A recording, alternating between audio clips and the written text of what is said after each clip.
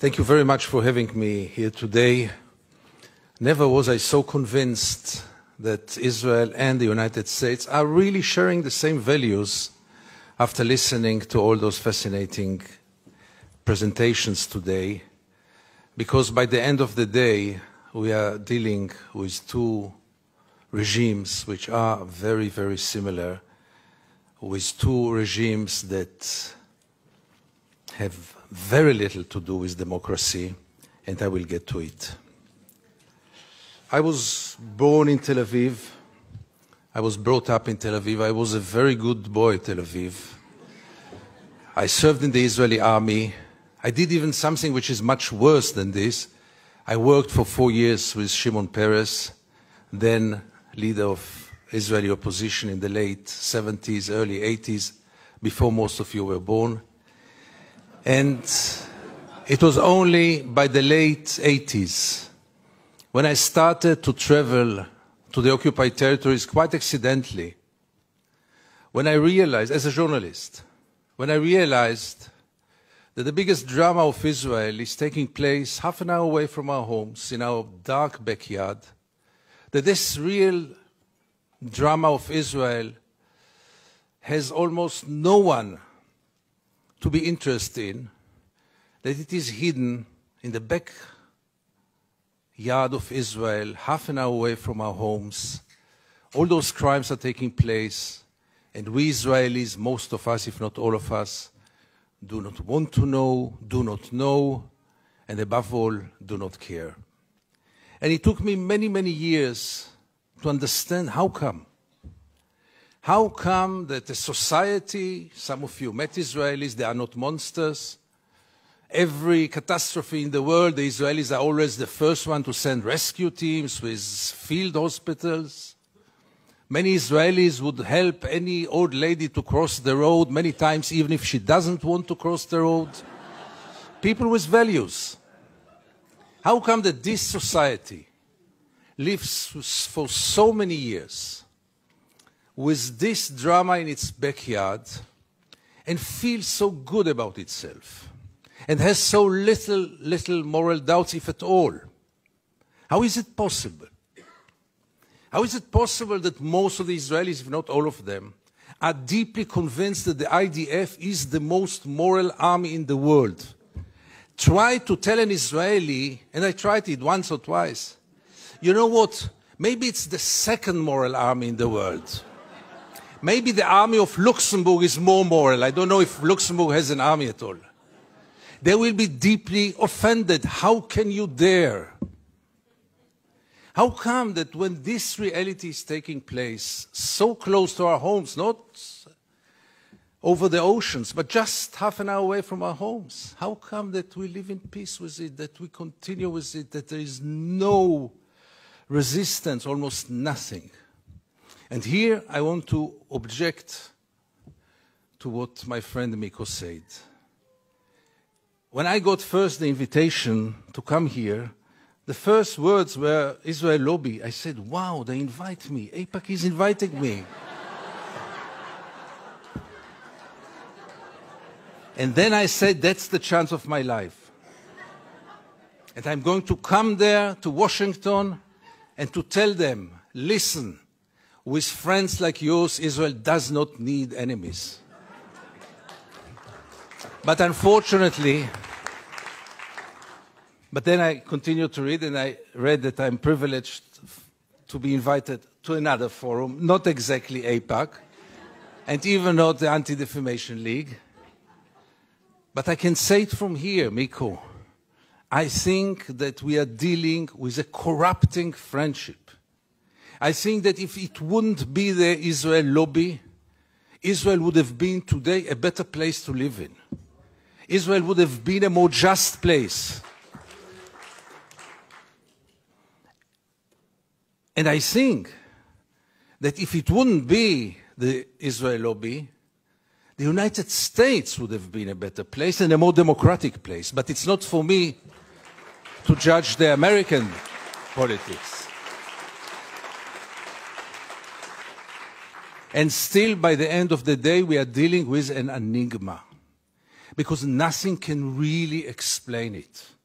Nothing can explain how administration after administration, legislators after legislators, are going in the very same way, which contradicts American interest in so many cases, which contradicts international law, human rights, moral values, you name it. Can it be only this small group, as powerful as it is? Is it the full explanation? I doubt it, but that's for you to decide, not for us in Israel. But for us in Israel, or at least for me, it is very clear. Think about a relative of yours or a friend of yours who is, God forbid, a drug addict. There are two ways to deal with him. One is to supply him with money and he will go and buy more drugs. He will be very grateful to you. He will appreciate you. He will tell you, you love me, you are my friend, you are my best friend. The other way is to send him to a rehabilitation center. He will be so mad at you. But what is real care? And what is real love? And what is real friendship? And does anyone in this hall have the slightest doubt that Israel is occupation addicted? But, and therefore for me, this conference here is so crucial and so important. Because we have to face reality. And reality is that there is no chance for a change from within the Israeli society. No way. I'll try to explain why. But if this is the case, the only hope is for an international intervention. And the only hope is from this place, from Washington, from the United States, from the EU, only from there. Because the Israeli society is by far today too brainwashed. Life in Israel is by far too good. And Israel, let's face it, is a society which lives in denial, totally disconnected with reality. Would it be a private person? I would recommend either medications or hospitalization, because people who lose connection with reality might be very dangerous, either to themselves or to society.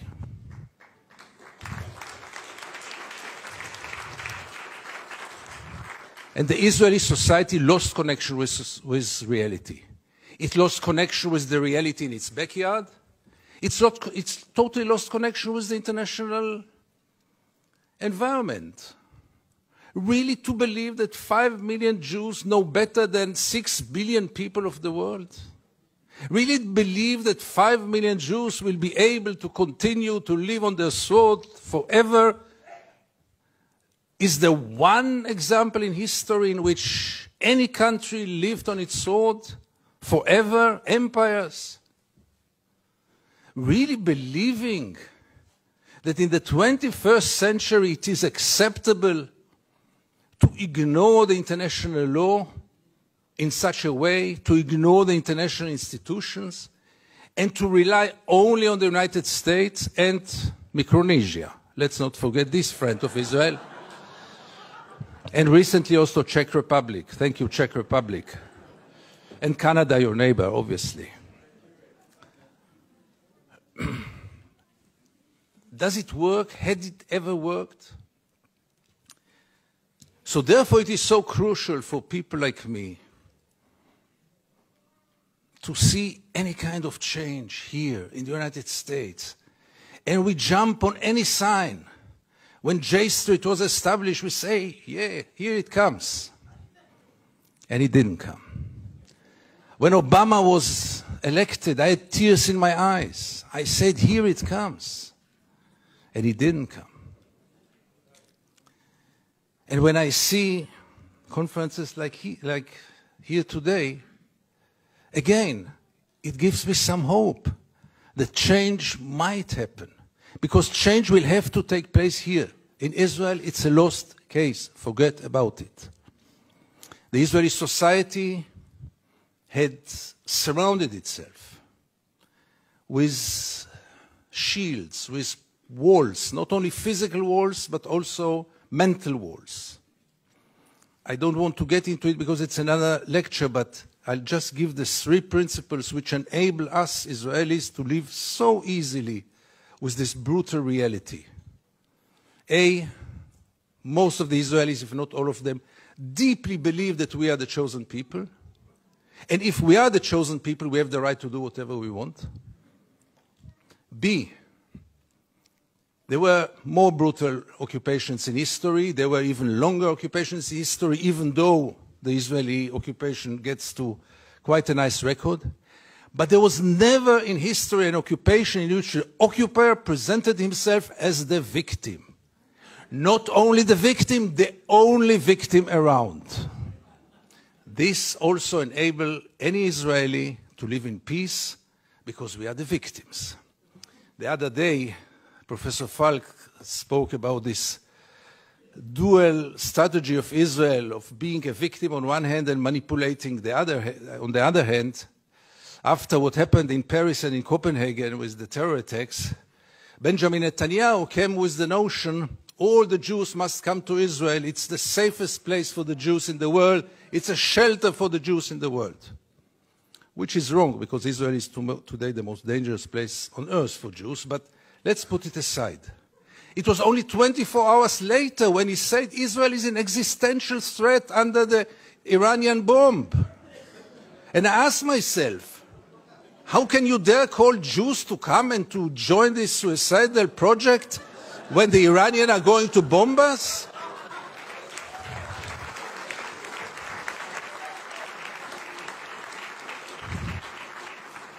But in Israel, everything goes, and both declarations were accepted as the only truth. And here I get to the third set of values which enable us Israelis to live in peace with the occupation. And this is maybe the most crucial one and the worst one.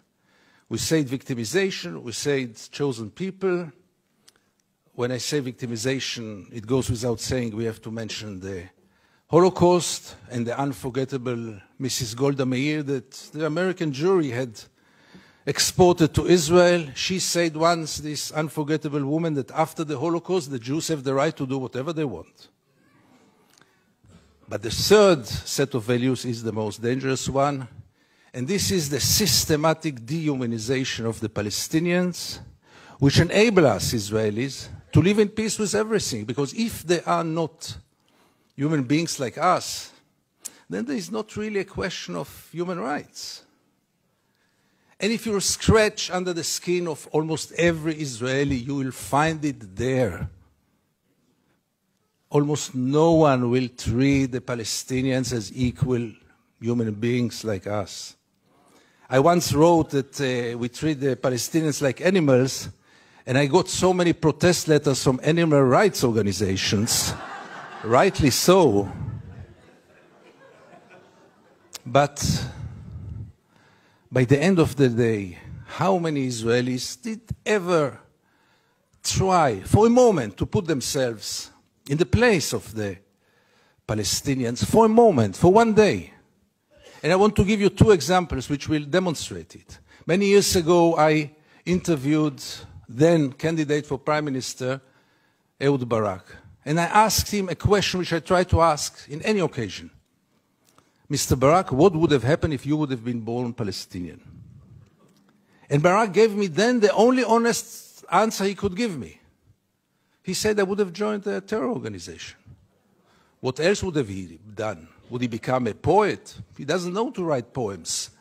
Would he become a pianist? He's quite a bad pianist, and I doubt if he would have become a collaborator, because he is a fighter. And it became a scandal, because how can you dare to put Ehud Barak to think what would have happened if he would have become a Palestinian? And the second incident, briefly, Second Intifada, the city of Jenin, the most closed city in the West Bank, real total siege. I go out from Jenin, I come to the checkpoint, a Palestinian ambulance is parking there with the red lights. I stand after him. No cars can get out of Jenin in those days. No cars can get in. And I wait. The soldiers are playing backgammon in the tent. Usually I know myself. It's better that I don't get into a confrontation with the soldiers because it always ends up very badly. So I stayed in the car. But after 40 minutes I couldn't take it. And I went out to the car. From the car, I went first to the Palestinian ambulance driver and I asked him, what's going on? He told me that's the routine. They let me wait 1 hour until they come and check the ambulance. And I couldn't take it anymore. And I went to the soldiers. It became a confrontation. But the question that I asked them, which really brought them to direct their weapons toward me, was one. What would have happened if your father would have been lying in this ambulance? This freaked them out. They lost control. How can I dare to compare between their father and the Palestinian in the ambulance? And this set of beliefs that they are not human beings like us enable us Israelis to live in so much peace with those crimes, ongoing crime for so many years, with losing any kind of humanity, values. I heard today people talk about Jewish values. I must be frank with you, I don't know what are Jewish values. I know what are universal values. Let's not get into it, really.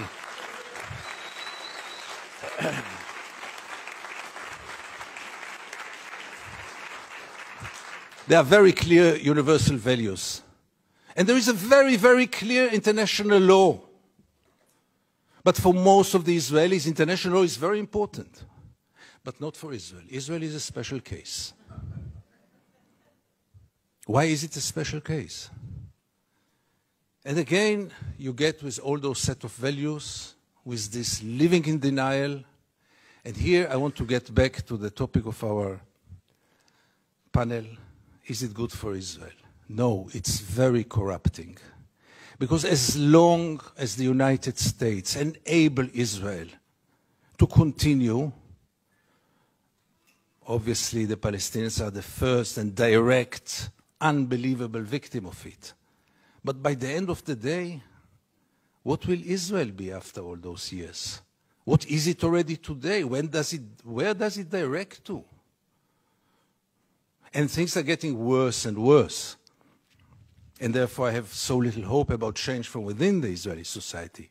Because things, as you might know, are going more and more to the nationalistic, militaristic, religious direction, with very little hope that change will come from within. Why would Israelis go for a change? What incentive? Why would they bother? Life is so good. You should have seen Israel in the days when Gaza was bombed, when the beaches were crowded, the helicopters were passing on their way to bomb Gaza. The Israeli TV hardly showed photos from there. Newspapers hardly wrote anything. I wrote one article about the responsibility of the pilots, and I needed to use bodyguards to get out of my home after this. The problem was, by the way, that the bodyguards were settlers, and they argued with me all day long until I saw that I'm much more secure without the bodyguards rather than with them. But the last war in Gaza, and this will be my final remarks, the last war in Gaza taught us also that Israel, which has 3 regimes today, maybe the only country, the only state in the world with 3 regimes, one for the Jews, one for the Arab citizens, and one an apartheid regime in the West Bank and Gaza, one of the most brutal and cruel tyrannies in the world. But even for the facade, even for this democracy, which I always thought is a democracy for its Jewish citizens, I realized last summer that it is a democracy for its Jewish citizens, but only if they think like the majority. And therefore, and by this I want to conclude, I want to tell you all that few of us, very few, much too few, but few of us are looking to the West, Europe, and then United States, with a great hope because we lost hope in Israel. Thank you very much.